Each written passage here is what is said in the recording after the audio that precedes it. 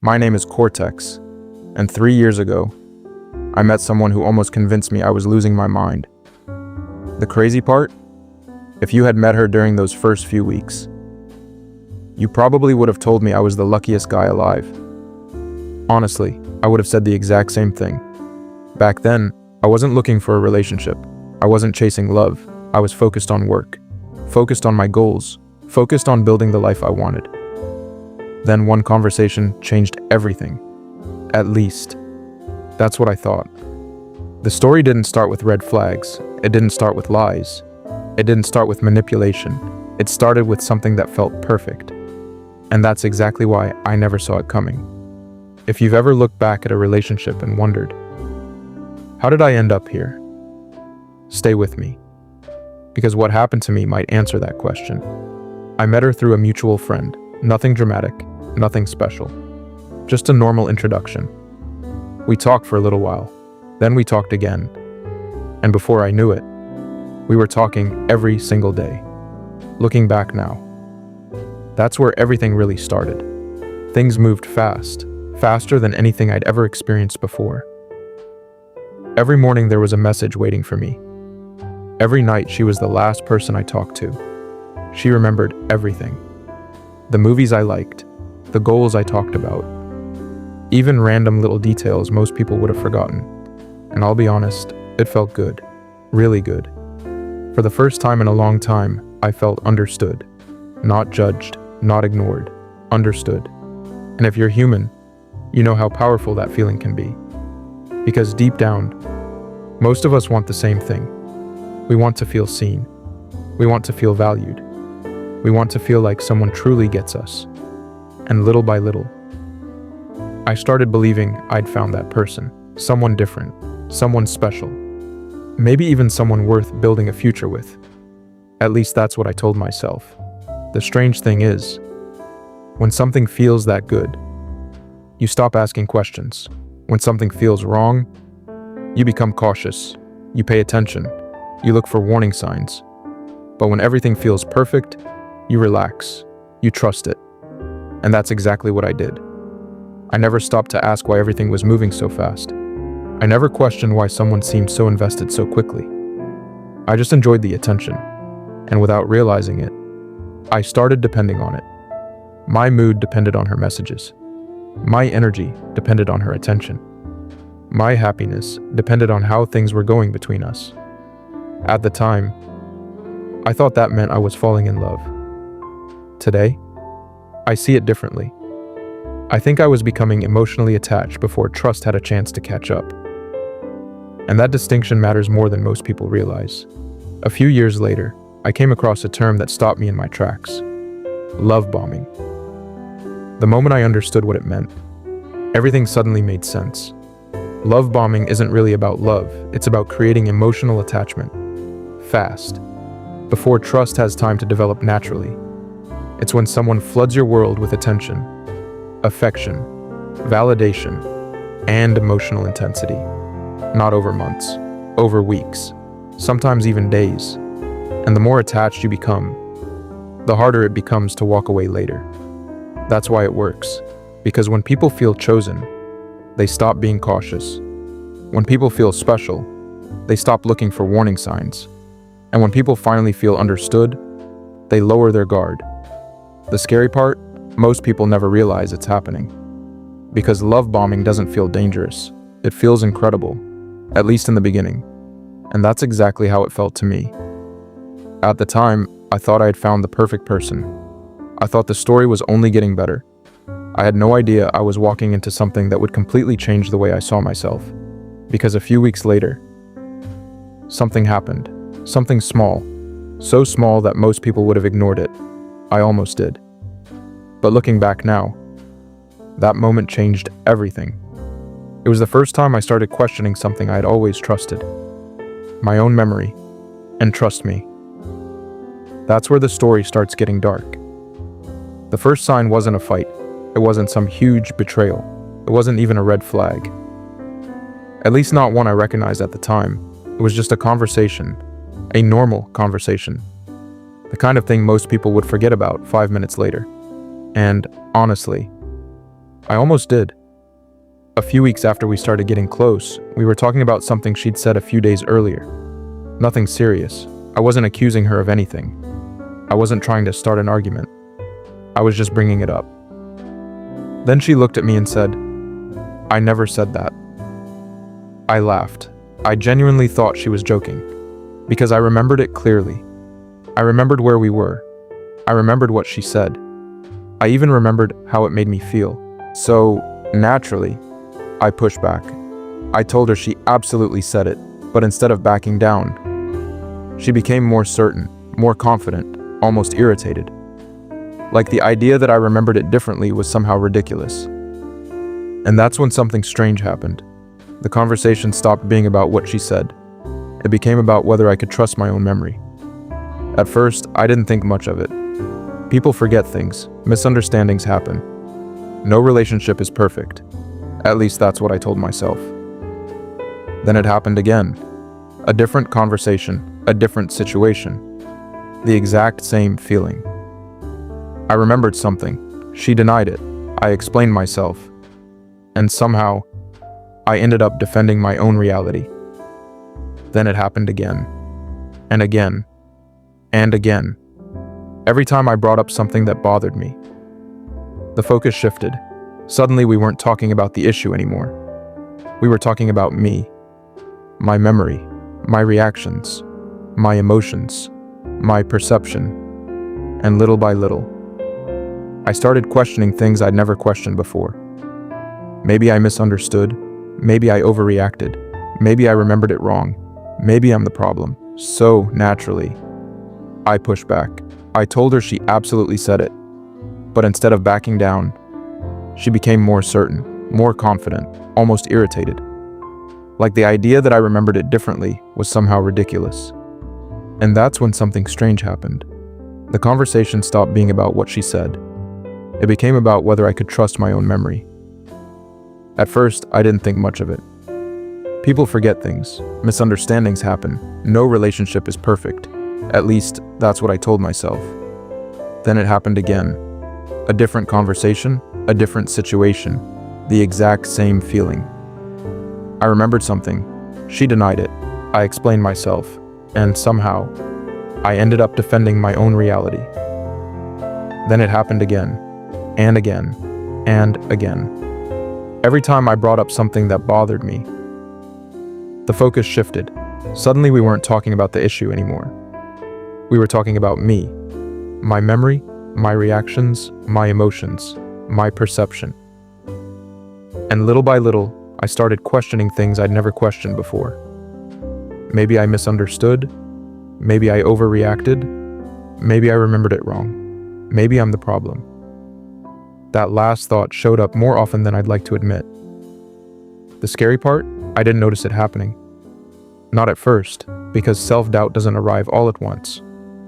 It arrives quietly. One conversation at a time.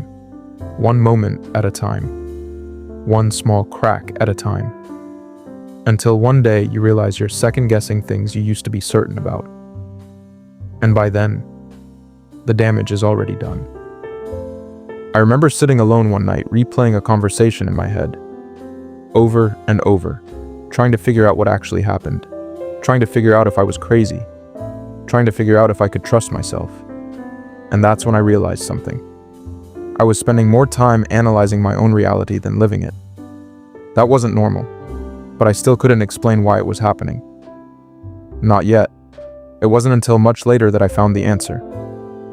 There's actually a term for this. Gaslighting. The first time I heard that word, I felt sick. Not because it was new, because it wasn't. I'd already lived it. I just didn't know what to call it. Gaslighting isn't really about convincing someone that a lie is true.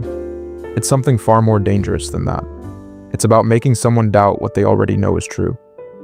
Think about that for a second. If someone lies to you, you can argue, you can disagree, you can walk away. But if someone convinces you to stop trusting your own judgment, now you're vulnerable. Because once self-trust disappears, something else takes its place. Dependence. And without realizing it, that's exactly where I was heading. I started overthinking everything, every conversation, every text message, every reaction. I analyzed words, tones, pauses, expressions. I was constantly trying to figure out what I had done wrong, and the more confused I became, the harder I worked to fix things. What I didn't realize was that confusion had become part of the system. A system that kept me emotionally invested, even when I wasn't happy. But the strangest part of all? I still believed things could go back to the way they were in the beginning. I still believed the person I met during those first few weeks was somewhere underneath all of this, waiting to come back, and that belief kept me holding on, long after I should have let go, because what happened next wasn't about confusion, it was about hope. And trust me, hope can be far more addictive than people realize. At the time, I still believed things could go back to the way they were in the beginning. I still believed that if I tried a little harder, if I communicated a little better, if I became a little more patient, everything would eventually make sense. I had no idea what I was actually chasing. Then something strange started happening. Some days she was amazing, warm, attentive, affectionate, almost identical to the person I met in the beginning. And whenever those days happened, I felt relief, real relief, like I could finally breathe again. I'd think to myself, there she is, the real her. I knew she was still in there. For a moment, everything felt okay. Then without warning, everything would change. The energy disappeared. The attention disappeared. The affection disappeared. Her texts became shorter.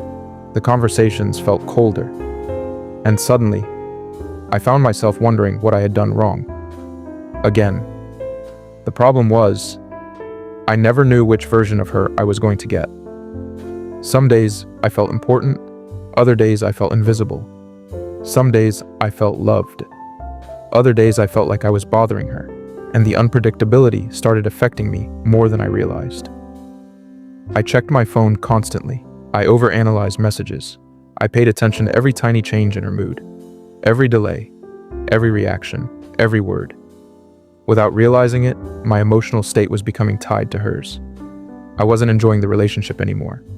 I was monitoring it, studying it, trying to solve it, like there was some hidden formula I just hadn't figured out yet. And every time things got better, even for a day, I felt hopeful again. That's what kept me there. Hope, not happiness. Hope.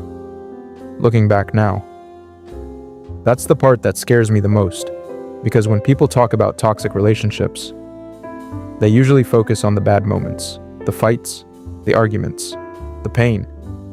But that's not what keeps people trapped. If it were bad all the time, most people would leave. What keeps people trapped are the good moments, the brief moments when everything feels normal again, the moments that convince you things are finally changing, the moments that make you stay one more week, one more month, sometimes even one more year. I remember one night in particular.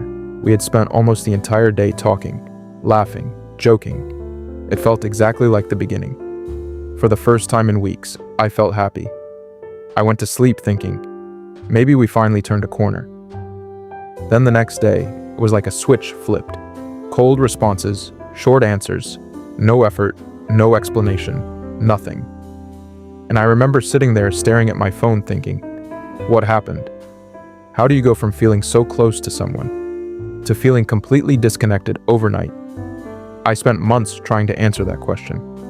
Eventually, I found something that explained it, and honestly, I wish I had found it sooner. There's a psychological term for this, intermittent reinforcement. The first time I learned about it, everything clicked. Intermittent reinforcement is what happens when rewards become unpredictable. Sometimes you get them, sometimes you don't. And strangely enough, that unpredictability makes the reward even more powerful. It's the same principle casinos rely on, the same principle behind gambling addiction. Not because people win every time, because they win just often enough. That's what was happening to me. I wasn't chasing consistency, I was chasing the next reward, the next good day, the next affectionate message, the next moment that felt like the beginning. And every time I got one, it reset my hope. It convinced me to stay. Just a little longer. That's why so many people stay in relationships that make them miserable. Not because they're happy, because they're waiting. Waiting for things to go back to how they used to be. Waiting for the person they fell in love with to return. Waiting for proof that all their effort wasn't wasted. And sometimes, that waiting can become its own addiction. The hardest truth I had to accept was this: I wasn't fighting for what the relationship was. I was fighting for what I hoped it could become. And those are two very different things. By that point, I was emotionally exhausted, confused, anxious, constantly seeking reassurance. And somehow, things were still about to get worse. Because the next phase wasn't about confusion, it wasn't about hope, it was about insecurity. And insecurity can make people do things they never thought they'd do. That's when the comparison started, and trust me, that's when the game became personal. By this point, I was exhausted. Not physically, emotionally. I was constantly overthinking, constantly analyzing, constantly trying to figure out how to get things back to the way they used to be.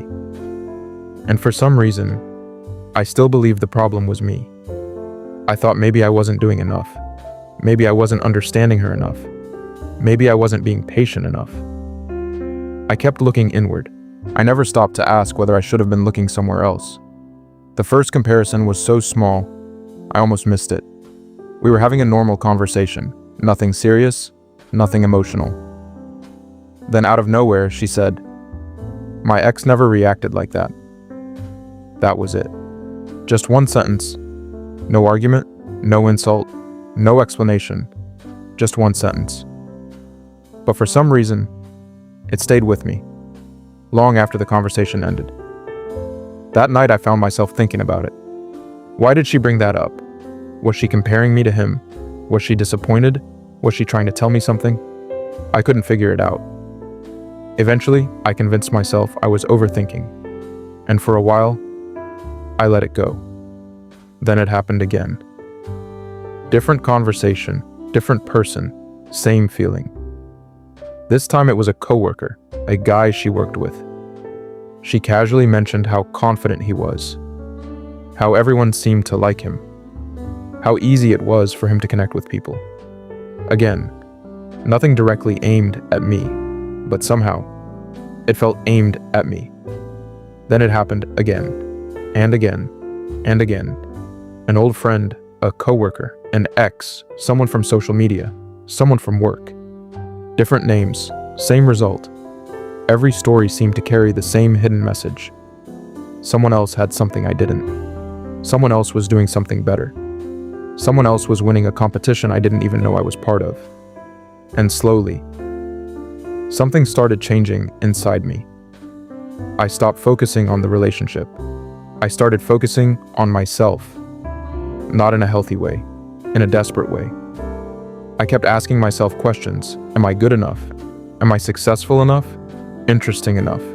Attractive enough? Confident enough? And the more I asked those questions, the less secure I became. Looking back now, that's the moment everything shifted, because when you're in a healthy relationship, you don't spend your time proving your value. You don't wake up every day wondering if you're enough. You don't feel like you're competing for your place in someone's life. But that's exactly what I was doing. Without even realizing it, it felt like I was in a race. The problem was, the finish line kept moving. Every time I thought I'd done enough, there was something else. Someone else. Another comparison. Another reason to feel inadequate. And no matter how hard I tried, it never seemed to be enough. I remember standing in front of a mirror one morning, getting ready for work, completely exhausted. And for the first time, a thought crossed my mind. A thought that made me uncomfortable. I asked myself, what exactly am I fighting for? Was I fighting for love, or was I fighting for approval? Because those aren't the same thing, not even close. The more I thought about it, the more obvious the answer became. I wasn't chasing connection anymore. I was chasing validation. I wanted proof that I mattered. Proof that I was enough. Proof that I wasn't losing. And that's a dangerous place to be. Because validation is never permanent. No matter how much you get, you'll always need more. Years later, I learned there was a name for this too: triangulation. The first time I heard that word, I immediately thought back to those conversations. The comparisons, the subtle comments, the constant feeling that I had to compete. Triangulation happens when a third person gets introduced into the dynamic. Not necessarily because they're important, but because comparison creates insecurity. And insecurity creates control. Because once someone starts competing for approval, they stop asking important questions, they stop setting boundaries, they stop paying attention to what they deserve. They're too busy trying to earn what should never have required earning in the first place. And that's exactly where I found myself. Trying harder, giving more, accepting things I would have never accepted before. All because I was afraid of one thing: being replaced.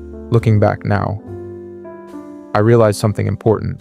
I wasn't afraid of losing the relationship. I was afraid of losing my place in it.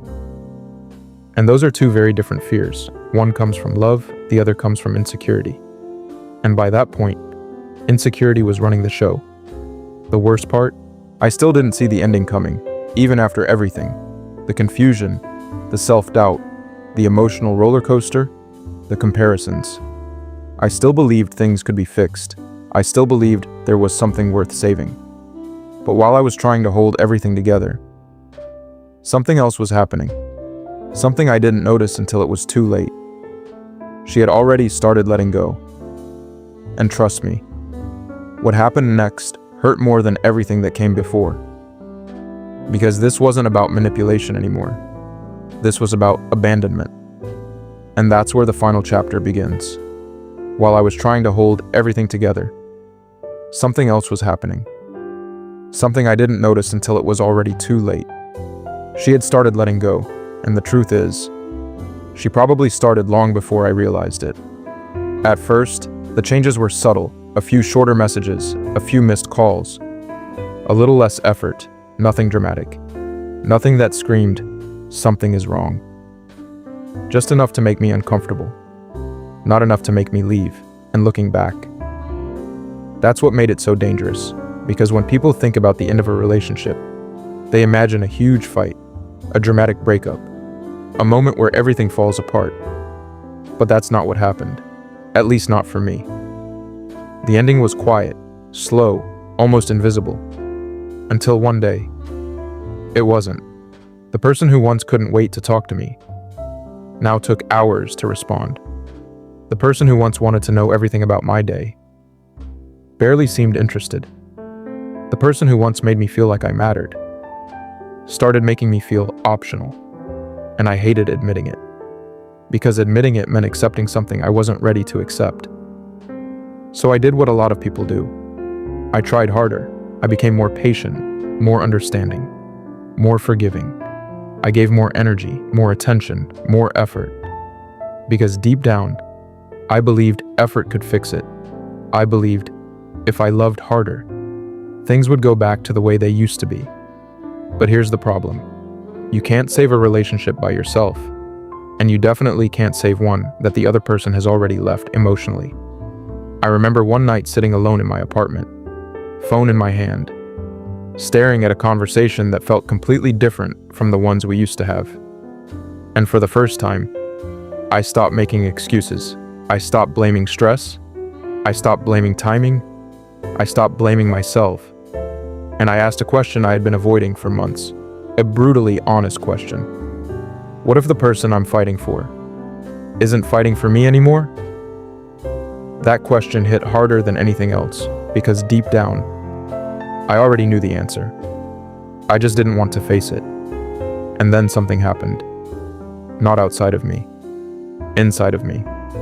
For the first time in a very long time, I stopped trying to save the relationship, and I started trying to understand it. I looked back at everything. The beginning, the attention, the affection, the confusion, the self-doubt, the anxiety, the comparisons, the endless cycle of hope and disappointment. And suddenly, everything connected, like pieces of a puzzle finally falling into place. Love bombing, gaslighting, intermittent reinforcement, triangulation. For the first time, I could see the entire pattern, not just individual moments. the pattern. And once I saw it, I couldn't unsee it. Then came the realization that changed everything. A realization that honestly hurt more than the breakup itself. I wasn't missing her. I was missing the version of her that existed in my head. The version from the beginning. The version that made me feel chosen. The version that made me feel special. The version that made me believe I had finally found what I was looking for. But that version wasn't the full story. It was only the introduction. And that's when I understood something most people never realize. Sometimes the hardest thing to let go of isn't the person. It's the future you imagined with them. The future you built in your mind. The future you thought was coming. And once that future disappears, it can feel like you're grieving something that never even existed. For a long time, I thought the biggest question was, why wasn't I enough? But eventually, I realized that was the wrong question. The better question was, what was actually happening to me? Because the moment I asked that, everything changed. I stopped blaming myself. I stopped replaying every conversation. I stopped searching for some magical explanation. And instead, I started learning. I started understanding. I started seeing patterns I had never seen before. And that's when healing actually began. Not when the relationship ended, when awareness started. So if you're listening to this right now, and parts of this story feel familiar, I want you to hear me carefully. The fact that someone manipulated you doesn't mean you're weak. It doesn't mean you're stupid, and it definitely doesn't mean you're not enough. Manipulation doesn't target weakness. It targets trust, hope, empathy, connection, the very things that make us human. That's why intelligent people get trapped. That's why strong people get trapped. That's why good people get trapped. Every single day. But here's the good news. The moment you can see the pattern starts losing its power. And that's exactly why awareness matters. Because awareness gives you something manipulation can never survive. Clarity. Before I leave you, I want you to remember 5 things. First, don't be impressed by speed. Real connections take time. Healthy relationships don't need to rush. Second, trust your own reality. If someone constantly makes you question your memories, your feelings, or your instincts, pay attention. Third, watch patterns, not promises. Anyone can say the right thing. Patterns reveal who people really are. Fourth, never compete for your value. The moment you start proving your worth to someone, you've already entered a game you were never supposed to play. And fifth, protect your support system, friends, family, the people who keep you grounded, because manipulation grows strongest in isolation. Now let me ask you one final question. While listening to this story, did someone come to mind? An ex? A friend? A relationship you still don't fully understand? If they did, type one word in the comments. Awake. Just one word. Awake. Because the moment you recognize the pattern starts losing control over you. And if this story helped you see something you couldn't see before, take a second to hit the like button. Share it with someone who might need to hear it. And if you're interested in human behavior, psychology, and the hidden forces that shape people's decisions, subscribe, because there are more patterns hiding in plain sight, and together, we're going to uncover them. I'm Cortex, and remember, the more you understand people, the harder it becomes for people to manipulate you.